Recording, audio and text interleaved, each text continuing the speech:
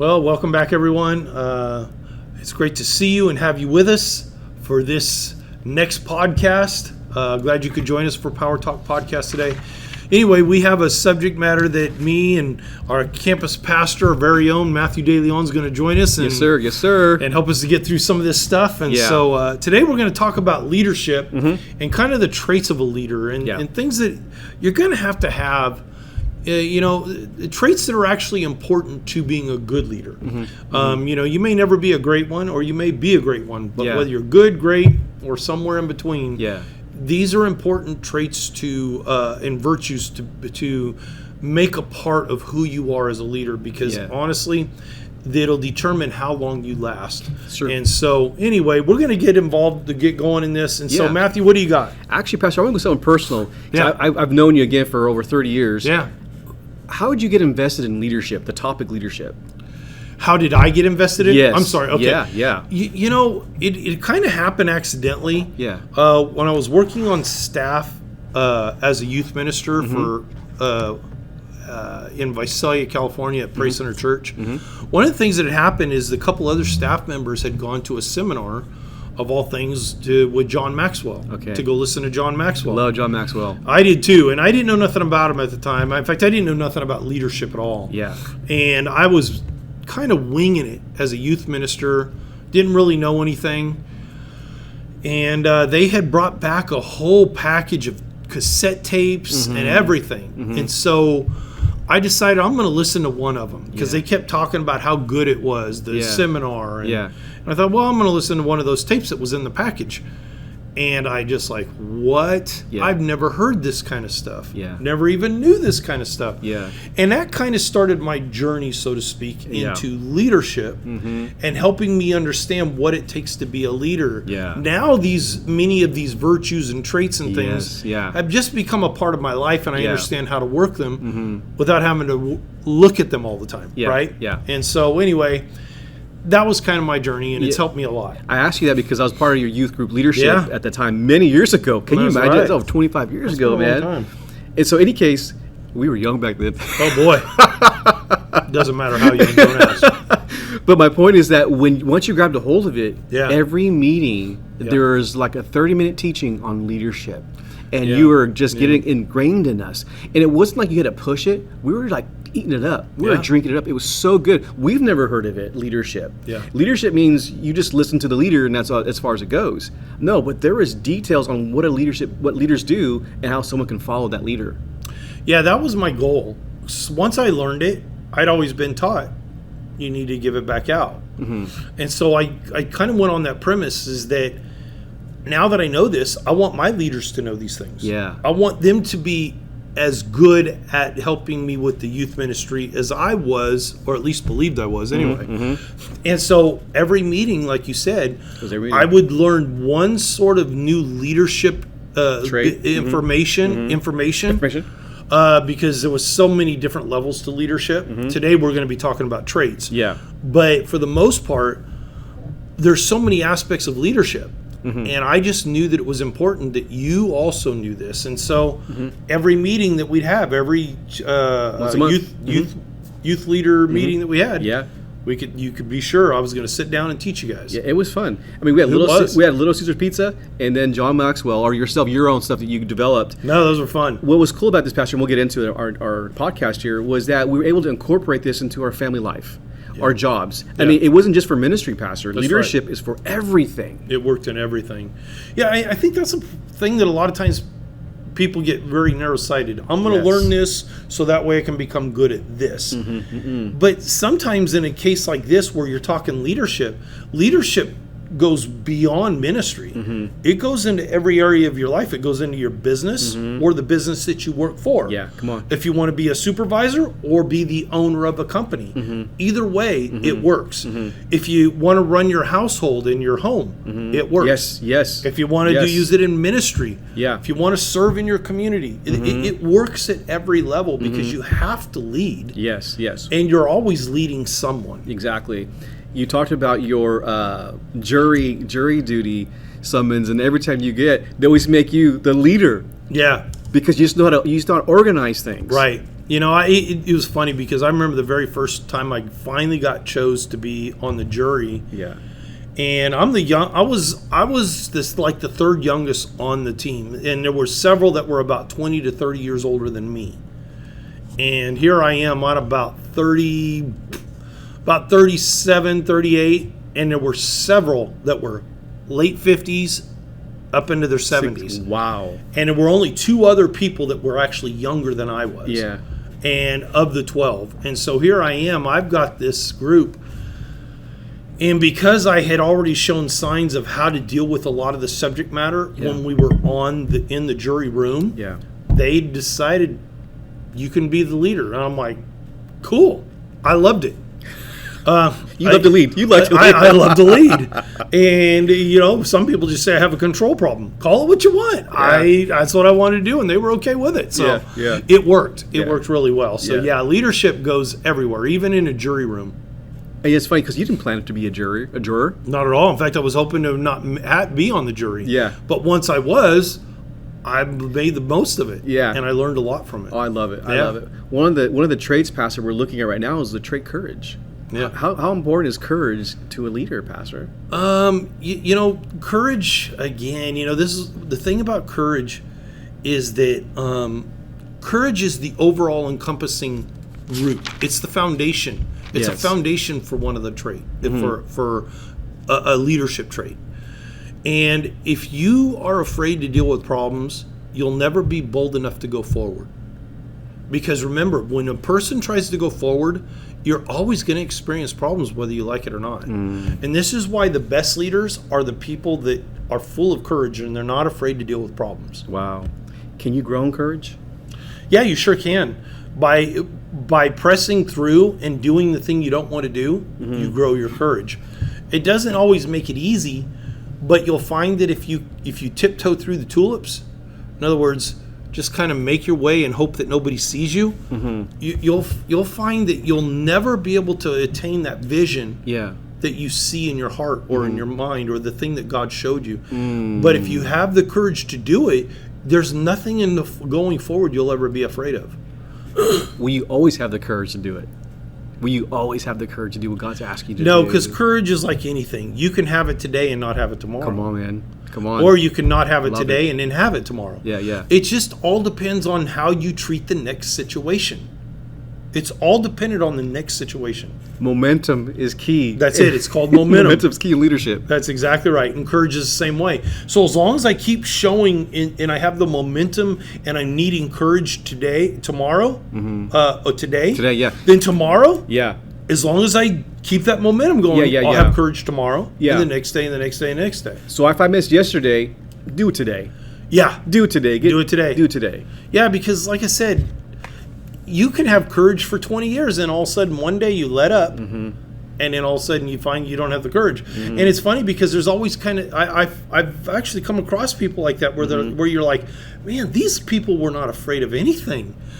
But all of a sudden, what happened? Why are they afraid? One moment. At one moment in their time, they didn't deal with something, and then it kind of set off a new foundation for what they started building on, and that was fear. And they started building on fear instead.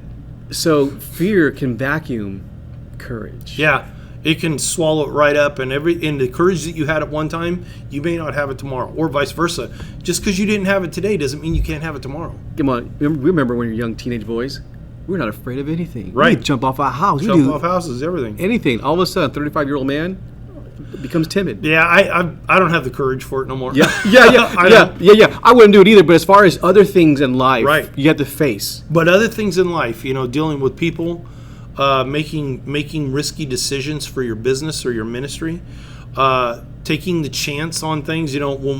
As God began to move us into this next phase of our ministry, the third phase, the first phase I was a youth minister and under someone. The second phase I was a pastor and I was in control. The third phase is now I'm moving out beyond just pastoring and moving out into the world, and now I have more under me than I've ever had as far as overall leadership and all of a sudden you have all these things, but it took courage to take the third step into the third phase. Yeah. And it's not easy. But at the same time, I can't imagine not taking this step either. Because I knew that if I didn't, when will I take it? Right. Well, there might come a time where I'm too old and not healthy enough to do it. So then it's too late. Too late. It's too late. And so that's the problem. What's the problem or the solution is courage. I love it. I love it. Yeah. One of the things I found in studying leadership is encouragement actually feeds courage. Encouragement feeds courage. How we know that? David said, "Why are you downcast, O my soul? Encourage yourself in the Lord." Yeah, and for so sure. He found that encouraging builds the courage. Well, sure it does, because, like, for instance, you go watch a Rocky movie. Oh, my God. Or go watch a war movie. Yeah. And with the right music in the background, baby, and we're your ready. favorite character out on the battlefield. We're on it, man. It's encouraging to see somebody overcome the odds. That's exactly it. Right? That's exactly it. And in your mind, it's like, if I was out there, I would do the same. Come on. Right? Because all of a sudden you have courage. Yeah. And this is what happens is you put yourself in a position to be encouraged. You end up with the courage to deal with and overcome odds. Wow. And sometimes it's because you saw something from somebody else. Something motivated you. That's what motivated you. Yep. Motivation is a good way to overcome. Ooh, I like that. That's a key word. That's a key word right there, I believe. Now, also, too, we have the word faith. Faith in God, faith in the vision, optimism about the future. How important is that? So, understand something. Faith is a derivative of courage. Faith is not its own substance when you're talking about leadership trait. Courage is the foundation. Once you have courage, then your faith works. You see? Yeah. Because if I don't have courage, then there's no faith. That's fear. Because you won't step out. Right. But if I have courage, I'm stepping out. I'm stepping out in faith. It's faith. Peter had courage to ask Jesus, "If it is you, bid me to come." Bid me to come outside the boat. He had the courage. He had to gain the courage, but then it was a step of faith. Faith came. And the courage left. With the moment he stepped out, he's already seen the waters. Right. Then the courage left, and then so did his faith. That's why the Lord said, "Oh, ye of little faith." Because he had the courage, which was a personal thing. It was a personal thing that was very deeply rooted in who he is. But if he overcomes that, now he's walking in faith. And that's why Jesus was upset, because you should have stayed remaining in faith. But why he didn't? Because he lost his courage. So courage, faith, when you're talking in these type of situations, courage is the foundation for your faith. Courage, okay. And so if you have courage, you probably have faith. And honestly, that's a good place to pause, believe it or not, for reflection. Yeah. Because we need to get that ingrained. Yeah. That courage is the foundation for your faith. Right. Now, faith is the foundation for multiple other things when you're talking spiritually stuff. Yeah.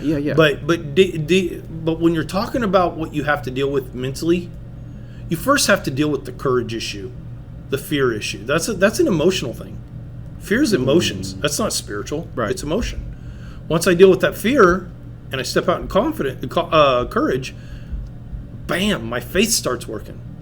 Because now I'm walking in faith when I walk out there. Yeah.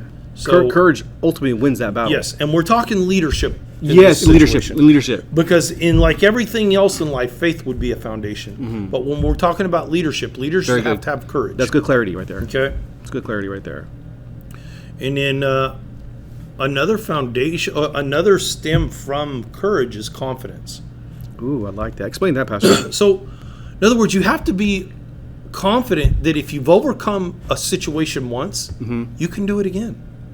A lot of people don't ever have enough confidence to step out. You know how many times people refuse to step out in confidence when it comes to ministry or giving. Yeah. Going ahead and training to go climb Mount Everest. Oh yeah. They're just not confident that they can do it. Is why. Right. And if you're not confident that you can do it, then it's because courage is the real issue. Courage. Truth is, you're just afraid. Yeah. And you've got to be confident. So I have a confidence in who I am. When I go play racquetball, I never think about, I might lose tonight. No, I don't think about it. Now I might, but I sure didn't think about it because my confidence always says, no, I'm going to come out the victor tonight. I like that. I mean, you don't even let it dwell. No, I don't even think about it. Now, the other guys might, but I don't. And so this is the point with confidence. Yeah. Is that we have to walk in confidence. We have to know that as a leader, I can do this. You know what? It doesn't matter if it turns out completely right or whatever. Am I going to learn something in the process? Well, I'm so confident that even if it doesn't go right, I'm still going to learn from it and keep on going. I like that. And that's what confidence does. Is it just says, I'm never done. When I look at like football players, you know why a lot of those guys are great football players, even if they never win a Super Bowl? It's because they're confident in themselves. Yeah, yeah. Go talk to some of these football players. They could have lost every game, and it's the last game of the season. They're down one game they have one win of the season. They have 14 losses. They have one game left. Yeah. And they're still going to tell you, I'm going to beat you. Yeah. Did you not forget you lost 14 others? Exactly. No, they don't care about those 14 losses. Yeah. All I care about is tonight. See, that's confidence. Yeah. And some people have it at a very high level. Some people have gotten themselves to that level. Some people will never know that level. They'll just never be confident. They're just not confident that they can do anything. And you can always hear it in their talk when they talk about how they see themselves. Wow. Even if it's playing, man, I'm the dumbest guy in the room. Okay, it may have sounded funny, but in reality, I would never say it about me. Yeah. I mean, every once in a while I say, okay, I'm not the smartest guy in the room, but I definitely don't say I'm dumb. You don't talk down to yourself. I don't talk down to myself because I'm confident to know better than that. Come on. I already know I'm not dumb. Come on. And so I would never say I'm dumb. Like I said, maybe in a real joking sense, it might happen once in a great while, but even joking, I'm very careful about that because I'm not dumb. Yeah. I might say I'm not the smartest guy. Right. Because that would be true. Yeah. That's a true statement. Right. I know I'm not the smartest guy in the room when I walk in. Sure. But I'm not a dumb guy either. Exactly. And so how you talk about yourself is a revelation of what kind of confidence you have. That's good, because that's what we all need, a revelation of ourselves, and that would feed the confidence that we need to become the leader, the effective leader that we need to become. That's right. So if you don't got faith, you ain't got confidence, you probably don't have courage either. Because the three aspects of courage, and the next one is being bold. Ooh. If you're, man, come on. In other words, you're unafraid to try the impossible. That's a bold person. I'm unafraid to try the impossible. Yeah. They never let fear dictate their moves while moving forward. In other words, they're the do-it-first type of leader. Yeah. They're just bold. I'm going to go out and I'm going to share the gospel. That's scary for a lot of people. It is me still. And I've been a minister for years. It's still not an easy thing for me to just naturally walk up to and do a cold call. Yeah, exactly. Like call a cold call to some stranger. Some people, it's really natural. You're really good at it. I've seen how you and Carol's like, it just seems to kind of just fit the way you guys are on. I'm like, I don't know how, after all these years, I still don't know how to do that real good. Yeah. But now if I get to know you, it gets real easy. Yeah. I have to get to know you first. Some people don't even have to know you. Yeah. And I don't know how you guys do that. Sure. I've just never been that good like that. But believe it or not, you taught us. I taught you. Do you remember on Moody? I do remember. You taught us. Go talk to that person. Yeah, I don't want to talk to that. I don't want to do it. It's scary. But it decreases your boldness. That's exactly what it is. It does. So I can do it. I'm not real good because I always feel awkward. Yeah. And so, but I can be bold. Yeah. And you can be bold. And so it's extremely important because it allows courage to remain the core and the foundation for what you do.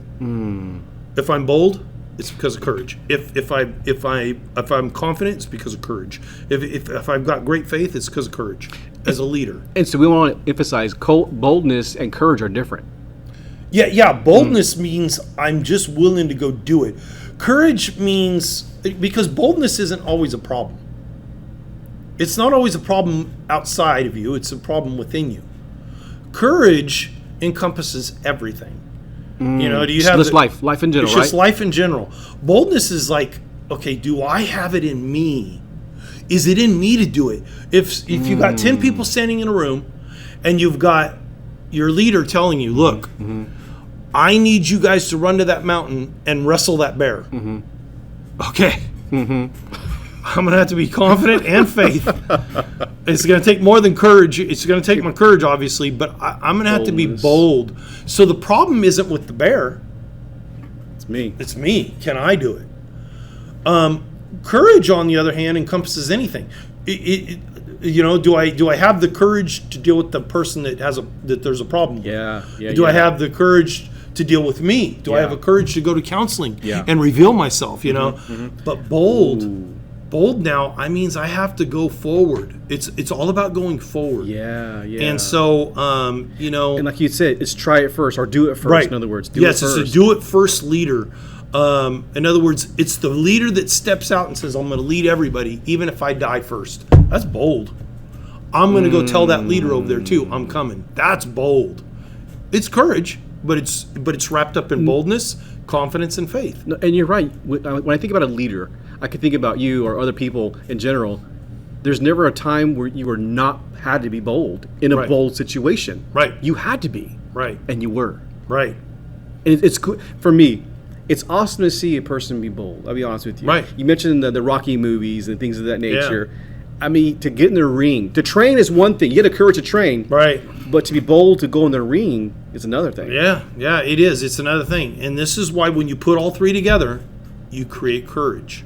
You've got courage. If you've got faith, it doesn't mean you walk in complete courage yet. If you got confidence and faith, you're almost there.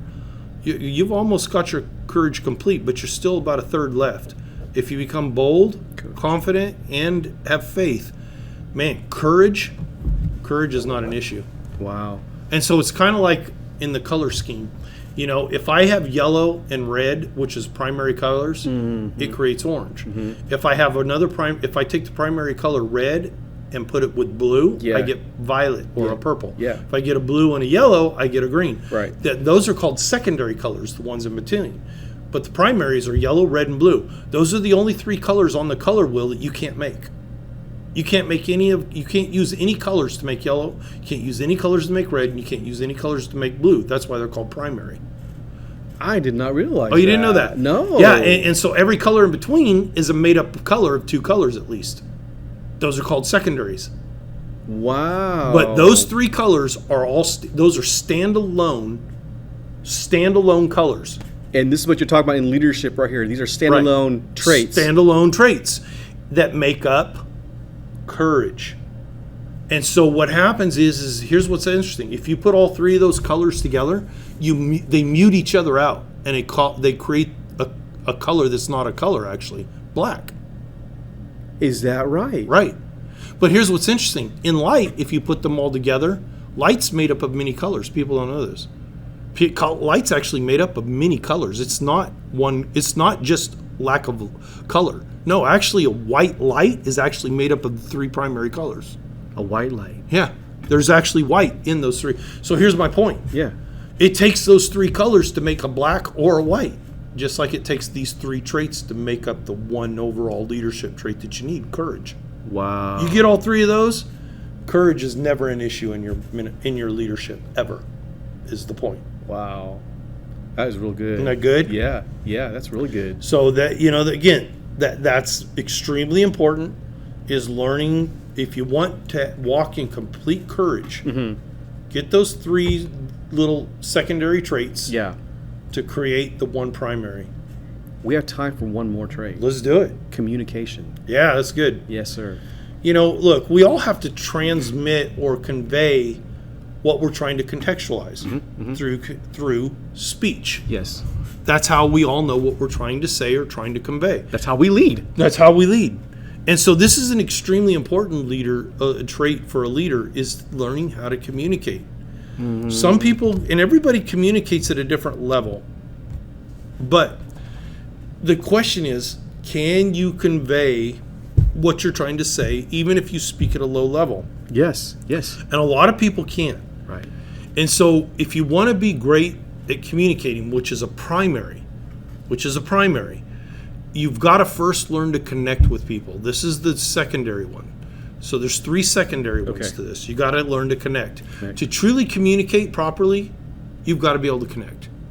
Look, if I'm talking to you about something, how many times have we listened to people that were like, You see their lips moving, but you don't know what they're saying. All right? Yep. I'm telling you, man, it's because they're not connecting, right? It's conversation. You're like, they're communicating it at such a low level, it's not interesting, or they're communicating something you're not interested in. It's true. Right? Yep. It's one of the two. It's true. And so when they're communicating, they're not connecting with the hearer.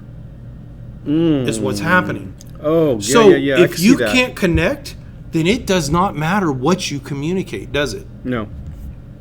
But you have to connect. It's one of the main proponents of communicating, is being able to connect. It's a secondary one, but it's important in order to make communication viable and realistic with what you're trying to share with somebody. Exactly. Especially if you're setting goals. Yeah, for sure. You got to be understandable, man. Yeah, especially if you're talking with people. If I've got a room full of military guys and we got to go out on a military excursion, if I can't connect with them and I send them out to battle because I thought they heard me but I didn't connect with them, they're all going to do their mission wrong and get killed. Yes.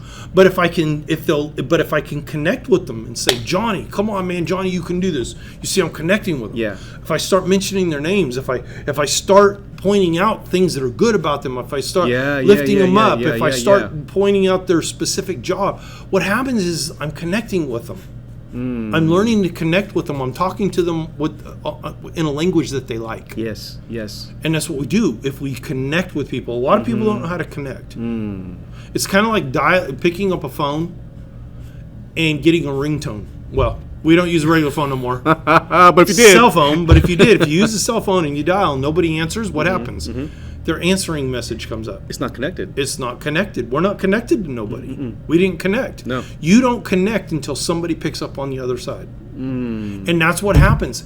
If we're dialing the number and nothing's happening, it's because we're not connected. And they're either just not wanting to listen, so they've checked out, or you've got the wrong number. Right. Either way, you're not connecting. Right. And so we have to connect with people. That is really, really good, Pastor. Yep. Wow. You have a quote here by Jim Rohn. Says effective communication is 20% what you know, 80% how you feel about how you feel and what you know. Right.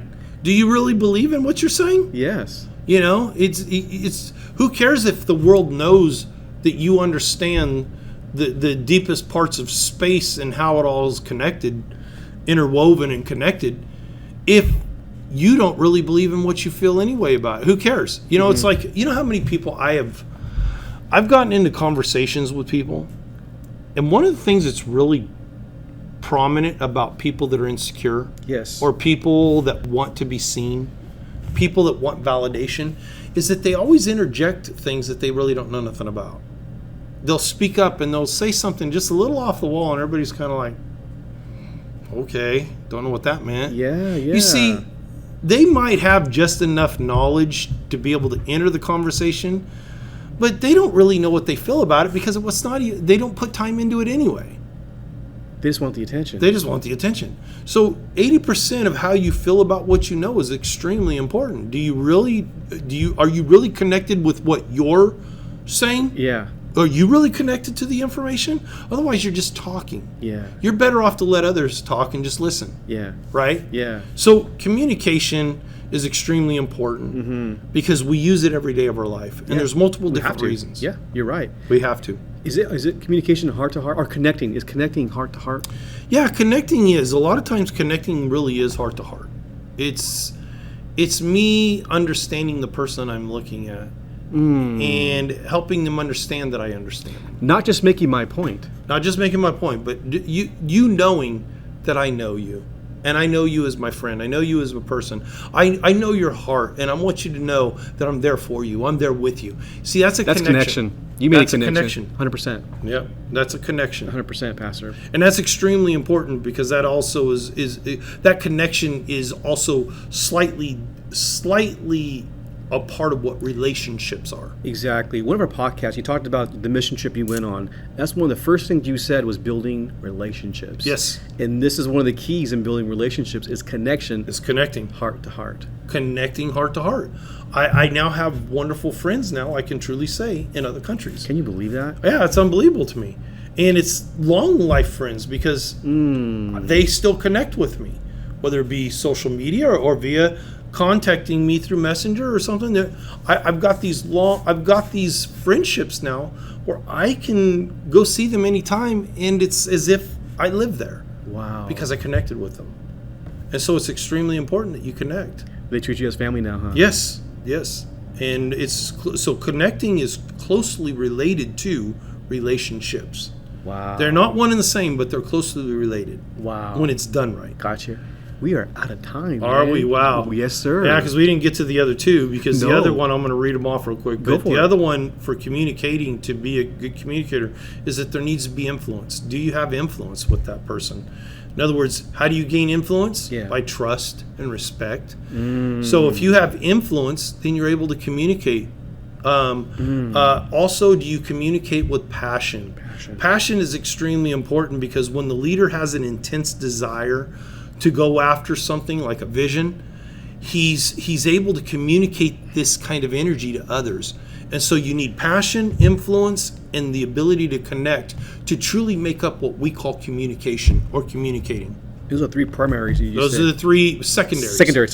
Those are the secondaries to the it. primary, called communication. Oh, I love it, Pastor. So I love it. You get those, you'll communicate wonderfully. You'll be able to make friends and relationships all around the world doing that. I think this is new for some of our listeners, by the way. I think so too, and this is just a little tip of the iceberg of Yes, the other sir. primaries and secondaries that we still have. Yes, sir. But we don't have time for that, but hopefully there's enough in that you can take that, look through your word, go listen to some other great leaders that you can find online, and learn and learn and learn and grow and grow and grow. Anyway, we hope you had a wonderful time with us. We sure had a great time with you today. we Me did. and Matt always have a great time together. Sure did. You got to enter into that conversation. Yeah. Anyway, we love you all, and until then, have a blessed week. Amen. Thank you to all our incredible supporters for your generous contributions. This episode of Power Talk Podcast is proudly brought to you by Paul Ceccato Ministries. At Paul Ceccato Ministries, we are passionate about making a global impact. We support a variety of ministries around the world, including Teen Challenge, Harvest Now Ministries, and the International Fellowship of Christians and Jews. If you're seeking biblical and spiritual growth, ABLA provides an enriched learning environment tailored to meet students' educational needs. Visit our website at ablacademy.org for more information. If you feel led to give and join us in this mission, please visit paulceccatoministries.com. Thank you for being a part of our community, and we'll see you next week.